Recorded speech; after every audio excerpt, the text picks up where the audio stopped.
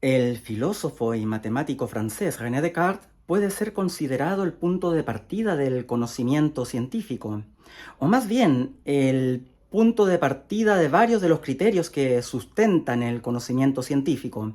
La ciencia, como sabemos, es un conocimiento que se distingue de los otros por ser sistemática y seguir un conjunto de procedimientos y reglas. Una de las primeras nociones para reflexionar sobre esta manera de conocer, esta manera de acercarse a los fenómenos, de investigar, de saber la verdad de los fenómenos, se dio gracias a los escritos de este autor, de este pensador, en el siglo XVII. ¿Qué se preguntaba Descartes? ¿Cómo es preciso llegar a la certeza de los hechos, a la verdad? ¿Cómo es posible alcanzar una certeza sobre algo? Estar seguro sobre algo. ¿Y cómo hay que seguir este camino del conocimiento? ¿Qué método hay que adoptar? ¿Qué criterio hay que adoptar? Y entonces él se responde a sí mismo el criterio de la duda metódica. La actitud de dudar ante todo. Eso es lo primero en esta teoría de Descartes. Y la duda metódica se compone de tres consideraciones. La primera, suspender la influencia de los sentidos, del mundo sensible, de lo que me transmite el mundo sensible, de lo que yo veo a través de mi vista, a través de mi olfato, de lo que yo percibo a través de mis oídos, de lo que yo escucho, etc. De lo que yo oigo, de lo que a mí me dicen. Todo eso yo lo capto a través de los sentidos, ¿sí? Entonces, primera actitud, podría decirse primera actitud, primera disposición es suspender la influencia de los sentidos. Segunda disposición, considerar la posibilidad de un estado onírico, o sea, de considerar la posibilidad de que se está soñando en el momento que estamos investigando, queriendo entender una realidad, conocer una realidad, establecer la verdad sobre un fenómeno, sobre un hecho particular, de que es posible que estemos soñando. Ahí eso está también unido a los sentidos, ¿cierto? Que yo estoy sintiendo ni siquiera es producto de la realidad sensible está mediada además por un sueño. Y tercer criterio es la teoría del genio maligno. Descartes nos dice, ¿sí? Si además del mundo sensible y además de que tal vez yo esté soñando, es posible que exista un demonio que me esté engañando, una presencia sobrenatural, un ser maligno y astuto que me esté persuadiendo, que me esté engañando y que me esté mostrando cosas irreales y me esté engañando para que yo crea que son reales, ¿sí? Vean la solidez del argumento, ¿eh? La solidez de la reflexión. Entonces, primer criterio, suspender la influencia de los sentidos. Segundo, considerar que tal vez estemos soñando. Tercero, considerar que hay un genio maligno que me engaña. Un demonio que quiere engañarme y quiere que yo lo que lo que yo entienda por real, que me muestre cosas como que fueran reales para que yo las entienda como reales, cuando en verdad son falsas, ¿sí? O sea, lo que nos dice en síntesis Descartes es que tenemos que llegar a los sentidos por nosotros mismos, tomando cuidado, tomando distancia de las influencias del ambiente, las influencias del entorno. Como las influencias del entorno nos llegan a través del mundo sensible, los sentidos, ¿sí? O de un posible elemento sobrenatural, una posible divinidad o un posible demonio, que él le llama metafóricamente el genio maligno. Hay que ver cómo fue de revolucionario esto, o sea, nosotros tenemos que conseguir llegar, tenemos que alcanzar nuestras certezas independientemente de lo que nos digan nuestros sentidos e independientemente de lo que nos diga cualquier fulano. Tenemos que, y para eso tenemos que seguir estos criterios, nos dice Descartes. Mira cómo podemos trasladar estas ideas de este señor que estaba escribiendo esto en el siglo XVII a los días de hoy. ¿Por qué yo estoy seguro de una verdad? ¿Por qué yo digo que esto es verdad? ¿Por qué yo digo que esto es cierto? Yo digo que esta cosa es cierta, ¿por qué? Porque lo leí en el grupo de WhatsApp, lo dice mi compadre, mi amigo, lo dijo en mi grupo de WhatsApp, o se lo escuché a algún influencer, o qué sé yo, lo escuché ahí al amigo del bar de la esquina ahí que lo comentó el caballero que estaba pasando. Yo digo que es por eso, o sea, porque lo escuché, porque lo vi, porque lo leí en mis redes sociales, donde sea, ¿no? O porque yo, además de haberlo leído, de haberlo visto, de haberlo escuchado en conversaciones informales, además de eso, de haber recibido esa información por mis sentidos, yo comparé esa información con informes científicos, con estudios que se han hecho sobre ese asunto, y comparé, entonces lo vi porque lo leí simplemente porque lo escuché, o porque además de eso lo razoné, lo pensé, lo comparé, lo cotejé, ¿sí? Y dudé de que sobre la veracidad de eso y fui a buscar otras evidencias y ahí llegué a la conclusión a través de la razón. Finalmente es eso, ¿no? Finalmente el hecho de poder tomar conciencia de estos tres criterios para buscar un conocimiento, para establecer la certeza sobre algo, es lo que la razón, el pensamiento, la tomada de conciencia de esto es lo que hace que sea posible conocer, a pesar de todos estos engaños que nos dan nuestros sentidos, que nos da la suspensión del estado de vigilia y que nos puede dar un genio maligno. Ese es el famoso el pienso, luego existo, el famoso cogito ergo sum, lo que hace posible este camino. Primer camino para llegar a lo que mucho después de René Descartes, ¿no? Mucho después, años después, fueron los cimientos del conocimiento científico. El primer germen, ¿no? Entonces, hay que ver cómo fue de revolucionario esto en esa época. Quiero leer unos fragmentos de su gran libro, Meditaciones Metafísicas, que está aquí en esta selección de textos de filosofía. Aquí leer en las palabras del propio Descartes cómo va presentando este método a través de envolverse en la aventura de conocer algo, de procurar algo, de investigar algo, considerando estos tres criterios que decíamos: suspensión de los sentidos, suspensión de las ideas preconcebidas, la posibilidad del estado de vigilia y el genio maligno. Voy a leerles aquí en voz alta unos fragmentos, ¿sí? Hace ya algún tiempo percibí que desde mis primeros años recibí muchas falsas opiniones como verdaderas, y de que aquello que después yo fundamenté en principios tan mal asegurados no podía ser sino muy dudoso e incierto.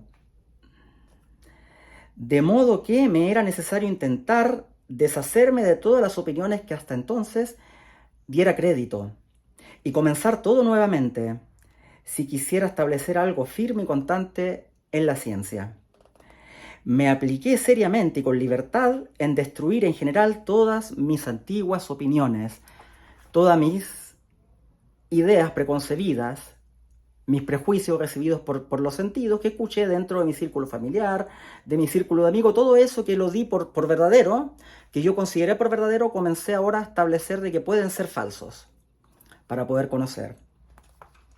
Continúo leyendo, ¿sí? Todo lo que recibí hasta el presente como lo más verdadero y seguro, lo aprendí de los sentidos y por los sentidos. Experimenté algunas veces que esos sentidos eran engañosos, y por prudencia entendí que nunca podía fiarme enteramente en quien ya nos engañó una vez, o sea, en ellos, en los sentidos. Como digo, estas ideas que nos pueden parecer obvias actualmente, en esa época que Descartes estaba escribiendo, eran muy revolucionarias. Continúo leyendo. Supondré que no hay un verdadero Dios, sino un cierto genio maligno que empleó toda su industria en engañarme. Pensaré que el cielo, el aire, la tierra, los colores, las figuras, los sonidos y todas las cosas exteriores que vemos son apenas ilusiones y engaños, de que este demonio se sirve para sorprender mi credulidad. Me consideraré a mí mismo absolutamente desprovisto de manos, de ojos, de carne, de sangre, desprovisto de cualquier sentido y dotado de la falsa creencia de tener todas estas cosas. Permaneceré obstinadamente apegado a ese pensamiento.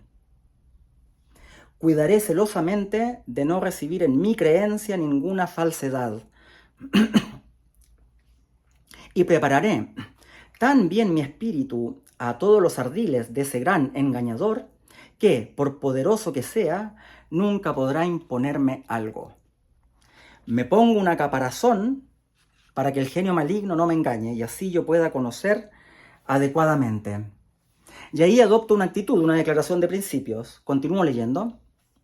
Supongo, por lo tanto, que todas las cosas que veo son falsas.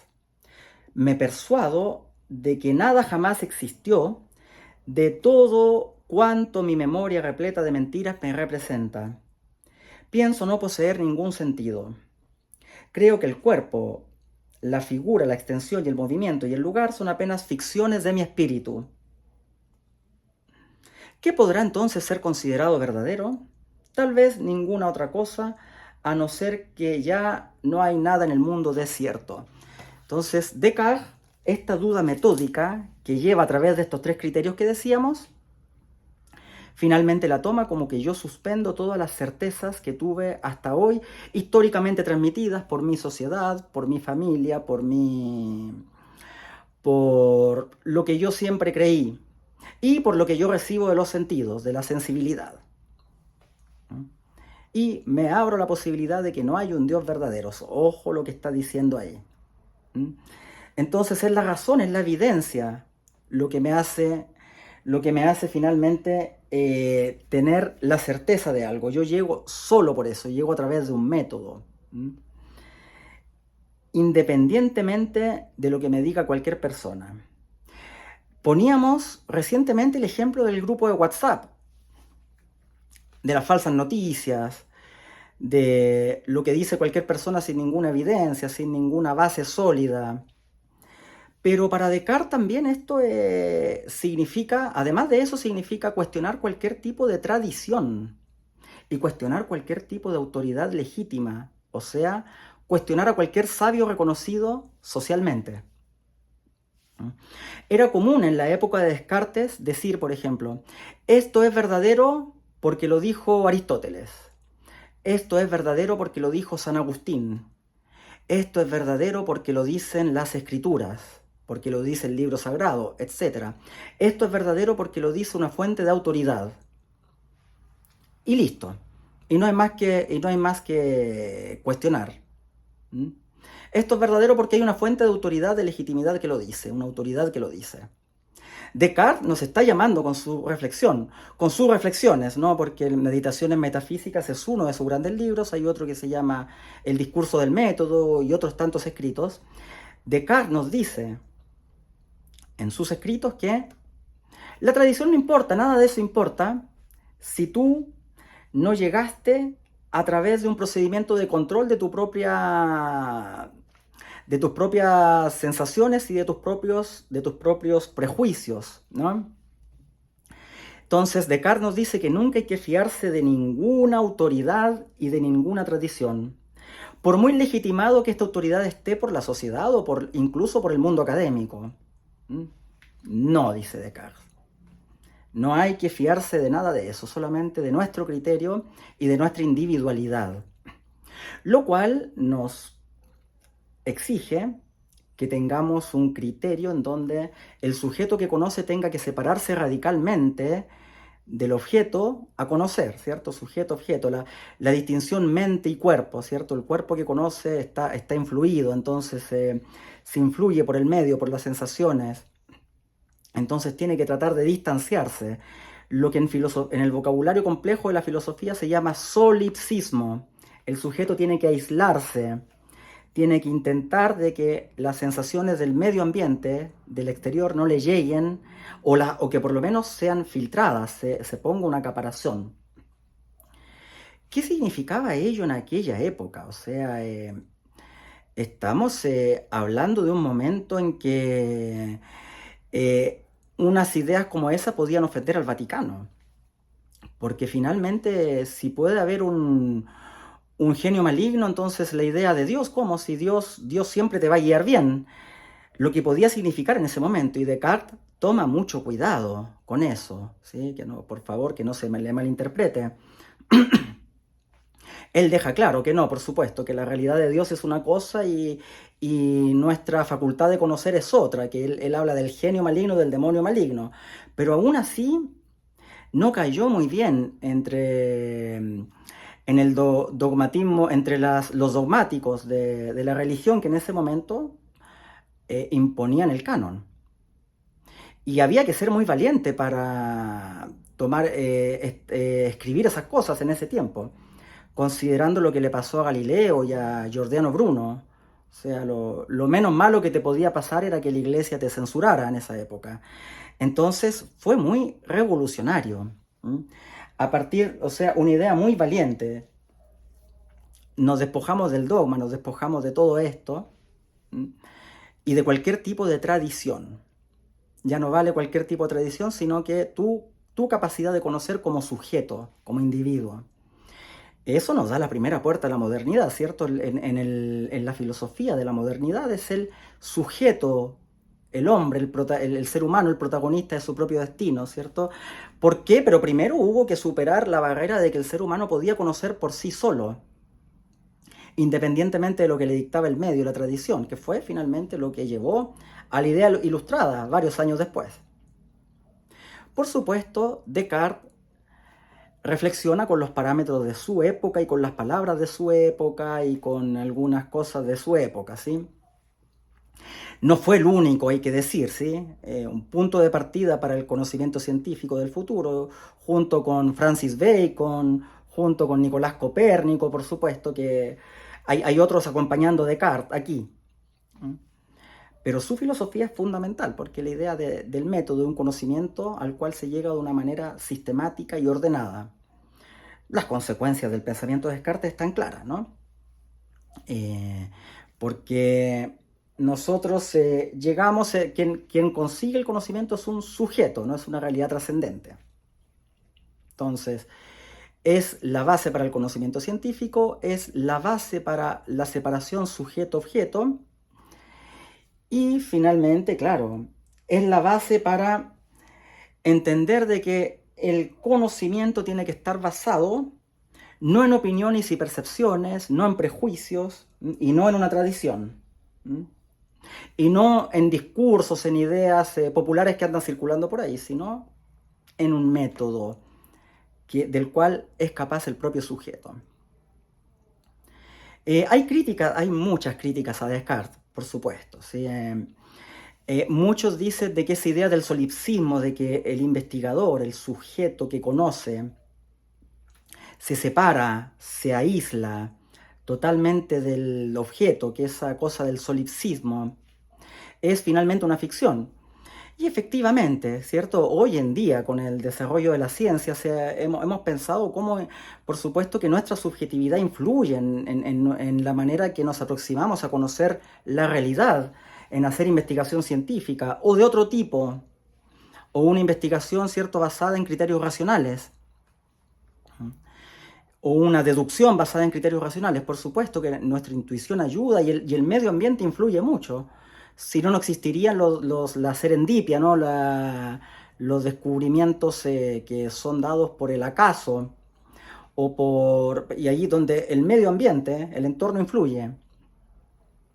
Hubo un gran filósofo que era científico también, posterior del siglo XX, ya, que se llamó Thomas Kuhn, que nos mostró con mucha lucidez que en muchos establecimientos de certeza, de verdades, ¿cierto? En muchos conocimientos nuevos influye no solamente influyen estos criterios, ¿no? Estos procedimientos de de investigación, sino que también muchas veces el entorno social de la comunidad científica para establecer un paradigma, cuando un conjunto de teorías ya nos da cuenta de realidades nuevas, ahí la comunidad científica, el entorno, opta por empujar otros paradigmas. Entonces también a veces las certezas vistas como científicas tienen que ver también con influencia del entorno. Sin duda. Por supuesto, yo soy antropólogo. Yo he hecho investigaciones basadas en los métodos y técnicas llamadas cualitativas. Porque efectivamente se dice, como Descartes era matemático, se dice que dejó un criterio de que las ciencias sociales del futuro tenían que basarse en las leyes de la naturaleza, de las ciencias naturales, de que todo el conocimiento tenía que basarse en las leyes de las ciencias naturales y de la matemática y de la lógica estricta, efectivamente. Pero sin la empresa germinal de Descartes, sin el intento inicial de Descartes, no podríamos ni siquiera cuestionar y hacer evolucionar la propia ciencia. Y en ese sentido continúa siendo un autor más que fundamental, imprescindible, sobre todo hoy en día, en donde creemos que una cosa es verdad porque lo dijeron en tal programa de televisión simplemente y listo, o porque lo dijo alguien que nos cae bien y listo, y nada más, ¿sí? O porque lo dijo un líder político que nos gusta y nada más, simple, ¿no? Ya vimos lo que pasó, ¿cierto? Con cierto tipo de negación durante la reciente pandemia a las vacunas, con cierto tipo de negación al cambio climático, etcétera. Descartes está actual como nunca para pensar. Ir a Descartes, ir al siglo XVII, ¿quién lo diría? ¿Cómo nos ayuda a entender muchas, muchas cosas actuales, también muchos dilemas actuales? ¿A quién le creemos? ¿Cierto? A la autoridad, a una autoridad que se funda en conocimientos sistemáticos, o a cualquiera que dice cualquier cosa, ¿no? Sin duda, los argumentos de autoridad quedan suspendidos ahí. Aquí las consecuencias que puede tener para la práctica del derecho, que muchas evidencias en los juicios, ¿no? Las basa porque lo dijo una autoridad, ¿cierto? Un especialista en algo, ¿cierto? Un argumento de autoridad. Que por supuesto, muchas veces esas personas que hablan desde los argumentos de autoridad o desde una posición académica de cierto poder, llegaron a esto siguiendo los procedimientos cartesianos, siguiendo las reglas del método de Descartes. Pero muchas otras no, simplemente lo hacen amparado en la valoración social que tienen. Y ahí Descartes, ¿cómo nos sirve para ir a los tiempos actuales? Esta famosa que muchos de nosotros, yo me incluyo, que nos gustaría que en las escuelas, en los colegios, se hiciera una educación en comunicación, se les enseñara a los chicos, a los niños incluso, a distinguir entre una opinión y una evidencia, entre una opinión y un hecho, entre lo que dice un discurso de una opinión y lo que dice un discurso fundado en un artículo sistemático, en un estudio sistemático, en una estadística, no sé, ¿sí? Todo eso, en todos estos criterios, ir al siglo XVI y leer estas palabras de este gran filósofo continúa sirviendo. Dejo la recomendación acá, la obra de René Descartes, El discurso del método, Meditaciones metafísicas, entre otros. Si te gustó este video, hazle clic en me gusta y si quieres, inscríbete en nuestro canal. Ya publicaremos nuevos encuentros, nuevas conversaciones y aquí les espero. Un abrazo. Hasta la próxima.